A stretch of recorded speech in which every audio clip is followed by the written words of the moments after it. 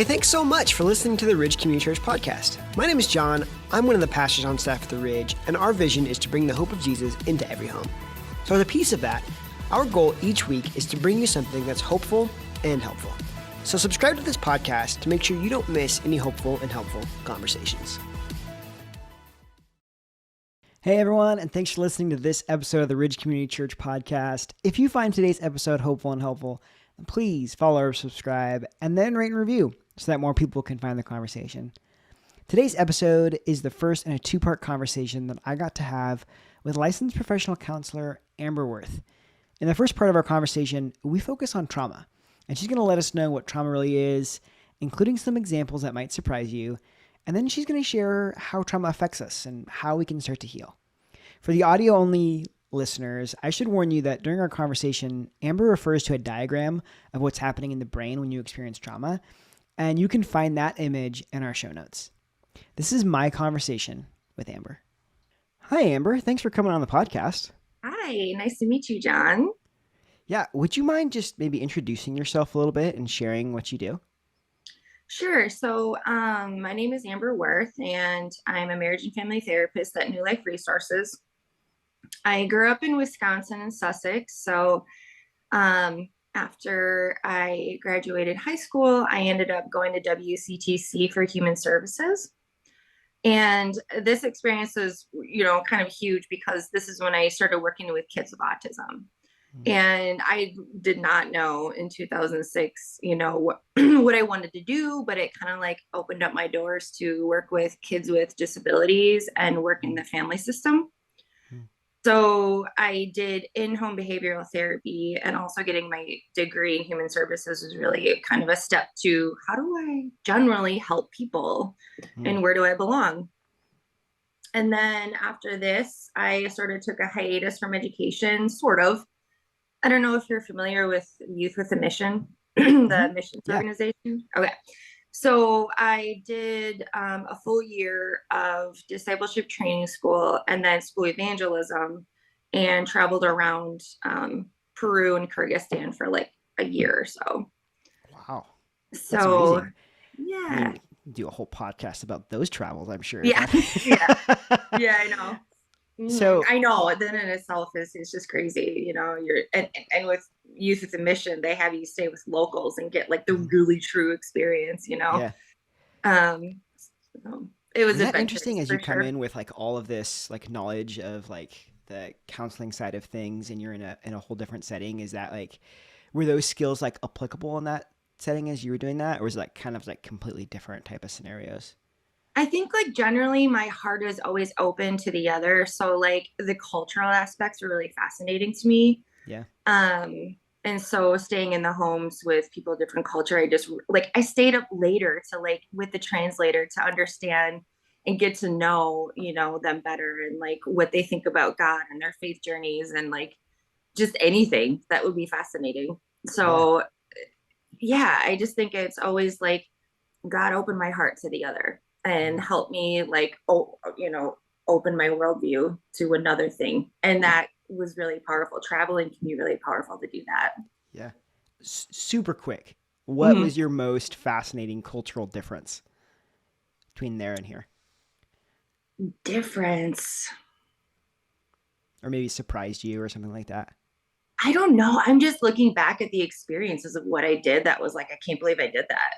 Yeah. Like in Kyrgyzstan, there was a thing that we did where we took a whole day and we just went and provided food and shelter and found like homeless people that were like living in sewers. Oh, wow. And like got them out and took them to like the local teen challenge and gave them food. Like I'm like blown by like stuff like that, where I'm like, people living in the sewer. Yeah. Wow. So I'm sure it's an eye-opening and just completely changes your whole almost like world and life perspective. Yeah. And with that, the cultural concept of shame is so huge. When people become alcoholics, they get abandoned by the families and they just are disowned. So there's that kind of stuff, that you're like, I can't believe that happens, but it does. Like in the moment where they need the support the most, it's kind of just not there for them. Mm-hmm. Yeah. Mm-hmm. Well, I think some of this kind of segues into what we're going to talk about today as we kind of dive into this main topic around mental health Mhm. of with trauma. Um, I'm curious, could you maybe define trauma for us? I think there's probably a wide range of what that can look like, but yeah, would you Mhm. define trauma for us? So I simply put here because I could go to Webster Dictionary and do all this stuff, but I'm like, Right. I'm just going Yeah. to very generally create a sense of understanding. Simply, sorry, I get some of my clients are kind of calling me. Okay, sorry. You're good. Anyway, so I put honestly, simply put, any event or incident or ongoing incidences in our lives that has caused us to feel unsafe, scared, distressed, alienated, burnt out, Hmm. shame, anything that we can think of in our lives are a piece of trauma. And so I want to say that very loosely because we tend to think trauma with like, being a veteran or like experiencing a tsunami or having like a major, huge event. When in Hmm. reality, there are so many aspects of trauma that we're not understanding that can affect us. Yeah. Is there like a dividing line? Is there and maybe it's just true for a person's individual experience, like, but is there a dividing line between like, okay, this was a hard circumstance versus this is kind of moved into the place where it was actually traumatic? I like to tend to think about sort of a little t trauma and big T trauma. Okay. And so big T trauma is when I kind of refer to those huge things like witnessing a death or a Yeah. divorce or like I said, like a something really big that would be a very obvious one. And then when I go through therapy with my clients, I'm tending to realize like, okay, let's talk about the little T traumas though that are just as impactful. So like Mm. getting yelled at as a kid ongoing, being bullied ongoing, incidents where your teacher screamed at you for something. Like these things add up. And those can also be like so traumatizing because we're fragile human beings. Mm. And so they do affect us, whether we realize it or not. I think that's pretty eye opening because I think, like you said, it really is easy to think of the big T trauma. And Mm-hmm. I mean, there might even be some big T traumas that like we wouldn't even normally categorize that, right? I think, okay, a loved one passes away. Okay, that makes sense. That can be a Right. trauma. But like Mm-hmm. you mentioned, like a divorce or Mm-hmm. that's a traumatic thing. Yeah. Uh, is there what do you feel like is the most common? That's probably an unfair question, but are there a few like little T traumas that you find people don't realize are traumatic for them? Absolutely. So I always ask clients, like, what transition have you been through? So, like, Hmm. moving and relocating. I feel like this is sort of Interesting. one of those things that's like, oh, yeah, I moved from, whatever, I moved away. But in reality, when we think about the whole transition of moving, you're the grief is around my life isn't going to be the same. I'm not going to be around the same people anymore. Now I have to create a new community, which is really scary. Hmm. Now I have to sort of understand the area. Like there's so many things around relocation that we don't understand. Hmm. And that can be huge. I mean, I was living in Minnesota for 10 years. I didn't realize how huge that was for me to miss. And I grieved like my family, Yeah. and it's like I would be at Target and I'd be like, oh my gosh, like I miss my mom, like Yeah. just eating popcorn at the little area or whatever. Yeah. Yeah. Mhm. Yeah, you're trying to scare me here because I've moved like 30 times in my life. Like it's been like ridiculous, and so I'm like, what? That's a lot of trauma to add up. But Yeah. not to make light of it, but that's kind of that self reflection. I think that's super helpful to be like, okay, to take that stock and say, what were Hmm. those things that I've probably overlooked and just maybe taken for granted as something that I like the word you use, like experiences grief, because that kind of makes me think that like heightened periods of grief kind of are really associated with trauma.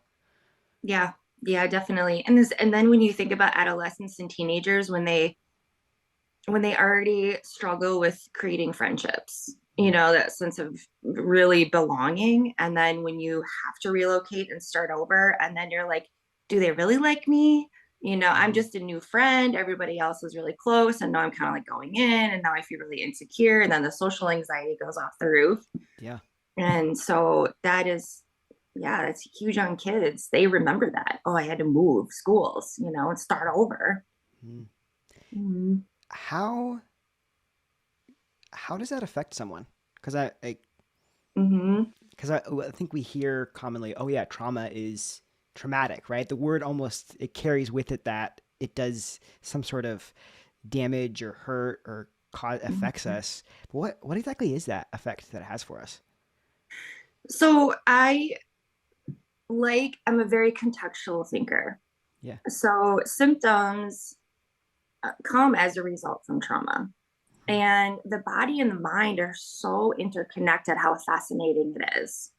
And when we do experience trauma, it affects us all in different ways. And so I like to call it like symptoms because, and everybody, our bodies were created uniquely different. And that's based on genetics, that's based on environmental factors, that's just based on how we were created. Yeah. And so contextually, it's like understanding and noticing where the symptoms come up. And those symptoms look so different. Hmm. Someone, and that's why I created this little diagram of the brain, because I think it's such a powerful tool to understand like how our brain works. And then when trauma occurs, how are we experiencing it? So if something happens and then I don't know, maybe this is a good segue into like maybe showing sort of like how the brain operates and how that Yeah. can affect like, the Yeah. body. Definitely. Okay, so here's my little diagram of the brain. And so there's three main parts of the brain that we're always operating on. And I have this thing here because I like to remember I call it like the little T trauma and the big T traumas in our trauma timeline. So when we look back in our lives, when these events happen, it alerts us. It shoots up to this thing called the amygdala. And when that alerts us, it's like our fight, flight, or freeze response. I don't know if you've heard of that sort of like survival mechanism. And so when something traumatic happens, it shoots us to the amygdala and it fires off saying, oh my gosh, we're in trouble. And it shoots up to parts of the brain that impacts us. And so our subconscious is remembering each of these events, and it remembers subconsciously, even if we're not thinking about it after the event occurs.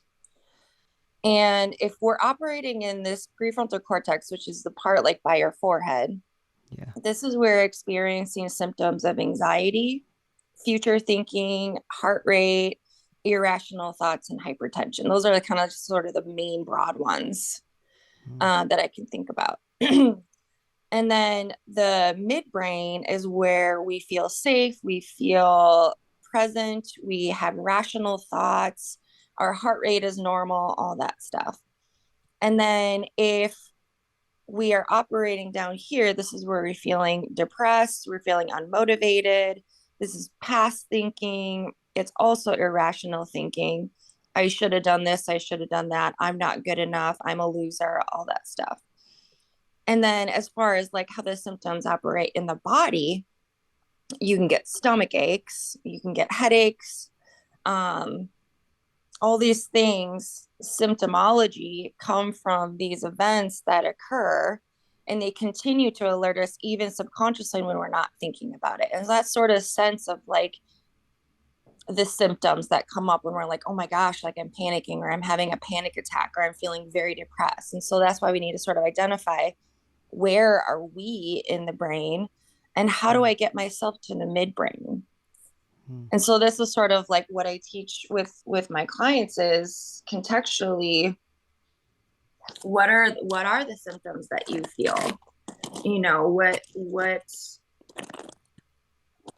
are are you do you tend to be depressed, do you tend to be um having anxiety and panic attacks, and how can we identify how to get to the midbrain and be present, if that makes sense. Yeah. So is it something where like a traumatic event occurs, wherever in the timeline, and that affects your amygdala. Hmm. And then is it like that instantaneous reaction of these three things, or is it is it like not just instantaneous, but it's also ongoing? So it's one of those things where like we at the moment when you're feeling like, let's just say the moment that you're feeling like I feel really anxious, I want to recognize my heart rate is up, Mm-hmm. and that means that I am operating on the prefrontal cortex. And Gotcha. then so it's like each moment we are like operating at one moment, like at each moment at one point of the brain. Yeah. That's wild how much science goes behind this. Yeah, it's Yeah. fascinating, isn't it? That is really fascinating because I think Mm-hmm. that I don't know, you just think it just kind of all just happens, right? Where you experience Right. something and all of a sudden you're, you know, especially because you feel like, oh, you feel like you lack control about these response to these things. That's the Um, scary part of it, is where yeah. I think when people are like, oh my gosh, I'm having a panic attack, I'm dying, Mm-hmm. like I'm gonna die, I need to go to the hospital. That's the irrational thinking. Yeah. That's and when you're in the prefrontal cortex, like, what if I die? What if I pass out? What if I do this? What if I do that? That's future thinking. Yeah. And so to get back into the present, the powerful tool is breathing. Mm, And I think one of the powerful healing components about God creating our bodies is understanding like the breath is so powerful. yeah. And when we are able to breathe through our stomach and able to notice that we can push our heart rate from here all the way down to our belly, that we start to notice, oh, I'm now becoming present. I am Mm, grounded. I am safe. I am loved. This is yeah. irrational thinking. Yeah. Because that's very much when you stay in the physiological side of things. And it's like, well, if I know that it's contextualized to how my body is Mhm. responding, I can do things with my body to help kind of counteract that. Right? Right. Because I think that maybe a misconception that people have about even all mental health stuff in general is that it's all just kind of thought related. And I'm sure that there's a portion of that that exists. But the way you're describing it is like, nope, it's not just that. It's like because you're Mhm. having a physiological response, you can do stuff to kind of counteract some of those things Yep. and Abs- recenter your mind, Yep. literally. Yes. Literally recenter your mind into the midbrain. And that's sort of like the like ongoing practice of mindfulness. Mm, It's like very cliche for a therapist to say that, but it is so powerful to understand that there's a sense of practice in it of, mm. oh yeah, that's right, I am future thinking, I'm going to go back again, or I am past thinking, I'm going to go back again. Could you describe maybe mindfulness? You mentioned that it could be cliche, but somebody may never have heard about that concept, and that could be super helpful. Mindfulness, yeah, it's that continuing of where am I in the brain, where am I operating, how do I Mm, know myself enough to understand, wow, that was traumatizing for me, right? So like mhm. the mindfulness of, I'm feeling this, I'm feeling that today, I'm really off today. Yeah. And normalizing, well, I don't have to figure out exactly why, because our subconscious and our bodies are so complicated. I think we want to be like, why am I so panicky today? Why am I so anxious today? Why am I so depressed? Like I need answers. In reality, it's just like sometimes we just have feelings because we're human, Yeah. and it's okay to sit with them and to breathe through it and to not be scared to feel. Yeah. Mm-hmm. That's really powerful. Because it's almost, I mean, it's like in its simplest form, right? It's just like taking stock and like thinking about how you're thinking, right? Yeah. Instead of just kind of continually just like like going through the motions or Mm-hmm. it takes intentionality. One of the powerful things that I talk about too is the fact that like, when feelings and symptoms occur, it's not a thing that should be wrong with us. It's a beautiful thing that is right with us because it's alerting us. Hmm. It's saying, alert, I need care. Hmm. Alert my feelings. Sorry, that's my dog. No worries. It's alerting you to self-soothe. It's alerting you to rest. It's alerting Mm, you to be mindful, to have patience, to slow down. yeah. Mm-hmm. Wow. Like an indicator light letting you know something. Uh, so for trauma specifically, Mm-hmm. is there anything that we can do to help heal some of those things? Hmm. So I have here steps to begin to recognize this is gently notice our symptoms. When are they alerting us? And they've, like I just said, that to inform us that we need care or attention. Mm. What areas of my life do I need attention? Maybe it's a sense of shame. This is that whole the topic of shame is another whole probably podcast topic because when we do experience trauma and we do that alerts us all over the brain and the body. Mm. Somewhere it tells us something's wrong with us. We're not good enough. We tend to disconnect then when we are experiencing shame. Mm. And so that's a powerful thing too, of like, where do I feel disconnected? I feel disconnected from myself. I feel disconnected from others. Yeah. Where do I feel not worthy of God's love and self-compassion for myself? Mm. um, which is huge. It's so normalizing. Shame is so normal. That's one of the powerful things of like, hey, where do you feel not good enough? Where did that message come from? Mm. How important is it to identify what the source of trauma was? Like, is that valuable, or is it more valuable to just kind of process through the um how you are now because of that? Does that question make sense? Yeah. Yeah. I think it can be a powerful tool to like kind of create when you're enlightened. That's what I think the powerful thing about therapy is to Yeah. understand like puzzle pieces start to come together then. Wow, I didn't realize that maybe that incident in my childhood affected me this way. How can I move forward in it? Is there a relationship that I'm still really resentful, that I'm still impacted by and I'm angry for? Um, Ongoing symptoms that I'm experiencing. I have no idea why. Yeah. To be like placed on that makes sense.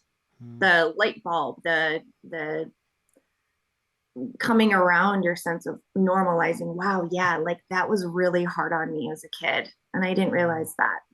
Mm. And maybe Mm-hmm. that caused some of those specific feelings around that. Like you mentioned, like the topic of shame. Like maybe there was Mm-hmm. it's like, okay, why do I struggle with, I don't want to say struggle with shame, but Mm-hmm. um, why do I feel disconnected? And kind of going back to, well, maybe I moved when I was a kid and I felt like I couldn't connect with people then. Um, Mm-hmm. is that kind of along that train of thought? Definitely. Yeah, definitely. There's um a tendency too to kind of like sort of protect our childhood. Like my child was fine. There was nothing big, that happened. But I'm like, yeah, but let's dive a little bit deeper. Mm. Where there's some messages that came through something from someone, through an environment, a teacher, somewhere where it was you're not good enough.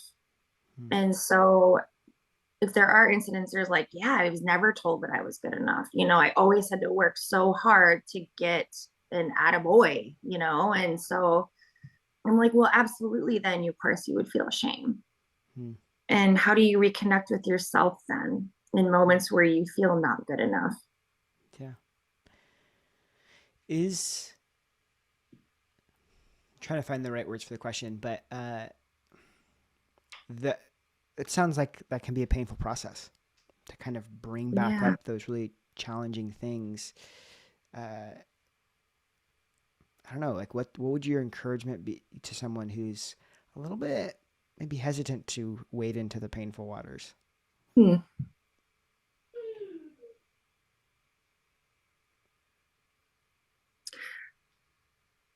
I think generally what I've experienced is that people are relieved.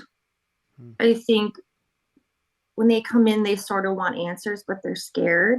But the relationship with the therapist, I think, makes the huge difference of feeling safe. Hmm. And so when something does come up, I feel like they're ready for it. Yeah, Mm-hmm.